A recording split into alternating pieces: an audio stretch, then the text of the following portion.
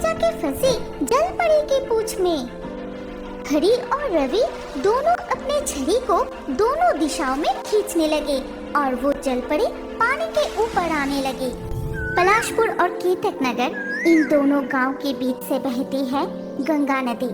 उसी नदी से तैरते हुए जा रही थी एक सुनहरी जलपरी, पर अचानक तेज तूफान और बारिश के कारण उस जलपरी ने कुछ दिनों के लिए नदी के इसी स्थान पर रुकने का निश्चय किया। इस तूफान में नदी की लहर इतनी बढ़ गई है, मुझे आगे बढ़ना उचित नहीं होगा। कुछ दिनों के लिए मैं यहीं रुक जाती हूँ। पलाशपुर और केतक नगर गाँव के ज्यादातर लोग मछुआरे थे, इसीलिए ये नदी ही उनकी जीवन रेखा थी।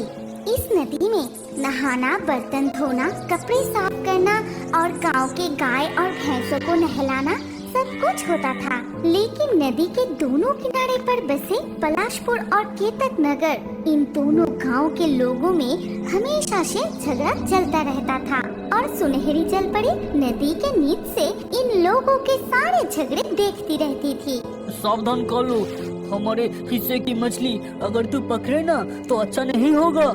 इस नदी के मछली पर हमारा ज्यादा हक है। हाँ। ये सुनकर कालू बहुत गुस्सा हो गया। वो देखता है कि निताई के कांटे में लगातार मछलियाँ फंस रही है, लेकिन उसके कांटे में अब तक एक भी मछली नहीं फंसी।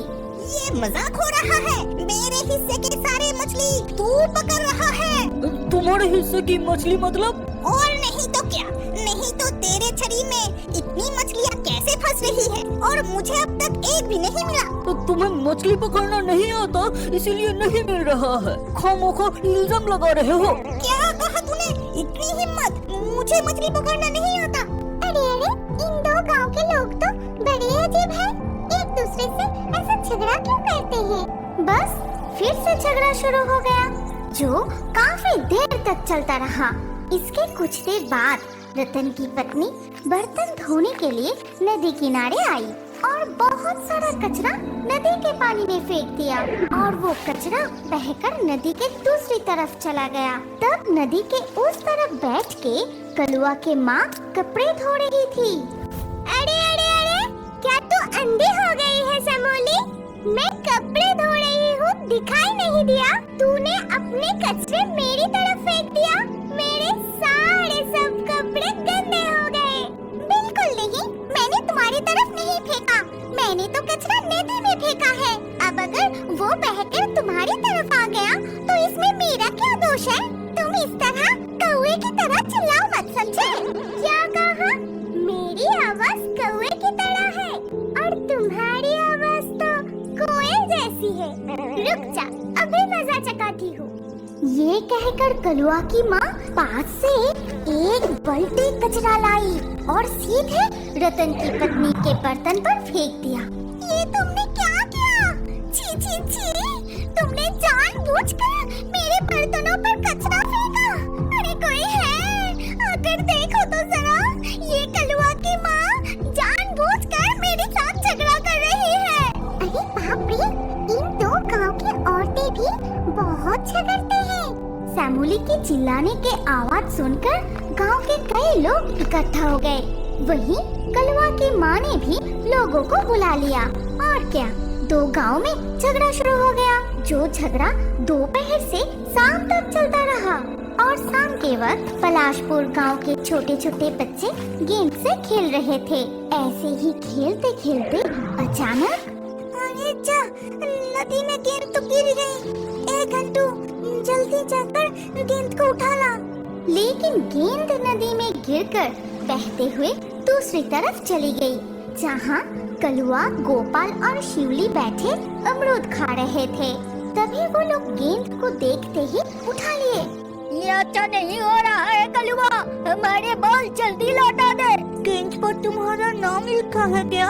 अब ये हमारी तरफ आ गई है, ये गेंद हमारी है। फिर वो लोग गेंद को उठाते ही वहाँ से भाग गए। बड़े लोगों के झगड़े के कारण इन दोनों गांव के बच्चे भी एक दूसरे से इसी तरह की शरारतें करते रहते थे।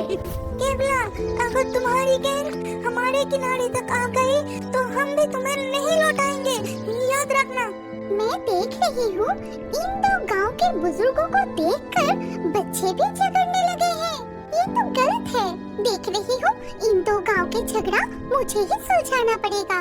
पलाशपुर गांव में अच्छे रेशम की खेती होती थी, इसीलिए यहाँ के लोग कम दामों में हर दिन नए नए रेशम के कपड़े पहनते थे।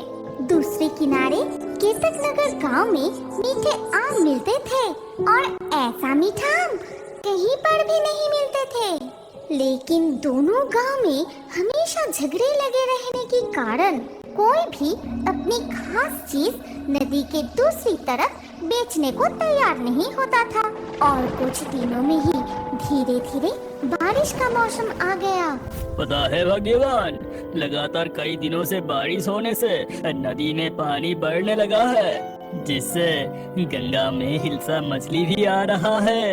हाँ, उस गांव के लोग मछली पकड़ना शुरू करने से पहले हमें ही सारी मछली पकड़ लेनी चाहिए। ठीक है भाग्यवान, कल सुबह जल्दी उठकर मछली पकड़ने जाऊंगा। नहीं, कल सुबह नहीं, सुबह सारे लाइन लगा देंगे। तुम आज रात ही जाकर मछली पकड़ना शुरू करो। पत्नी के आदेश अनुसार हरी रात में ही कांटे लिए नदी किनारे पहुंच जाता है। लेकिन दूसरे किनारे रवि और उसकी पत्नी कांटे से मछली पकड़ रहे थे। फिर हरी नदी में कांटे डालते ही सीधा जाके फंसती है जलपरी के बालों में। भाग्यवान, लगता है बड़ी हिल्सा मछली फंसी है, मैं खींचकर नहीं निकल पा रहा हूँ। ये सुनते ही रवि जल्दी ही अपने कांटे नदी में डाल दी और वो कांटे जाके फंसी जलपरी की पूंछ में। ये क्या फंस गया मेरे बालों में और पूंछ में भी, मुझे बहुत दर्द हो रही है। हरी और रवि दोनों अपने छड़ी को दोनों दिशाओं में खींचने लगे और वो जलपरी पानी के ऊपर आने लगी। जलपरी को देखकर सभी अचंभित हो जाते हैं। रवि, इसे तू छोड़ दे, ये जलपरी मेरे कांटे में फंसी है, इसलिए ये जलपरी हमारा है। दिखाई नहीं देता, मेरी कांटे जलपरी की पूंछ में फंसी है। तू छोड़ दे, ये जलपरी हमारी है। इधर जलपरी दर्द के मारे तड़पती रहती है। ये सुनहरी जलपरी को लेकर रवि और हरी के बीच झगड़ा शुरू हो जाता है। फिर सुबह होते ही वहाँ और गांव के लोग इकट्ठा हो जाते हैं और जलपरी को लेकर दोनों गांव के बीच झगड़ा चलता ही रहा।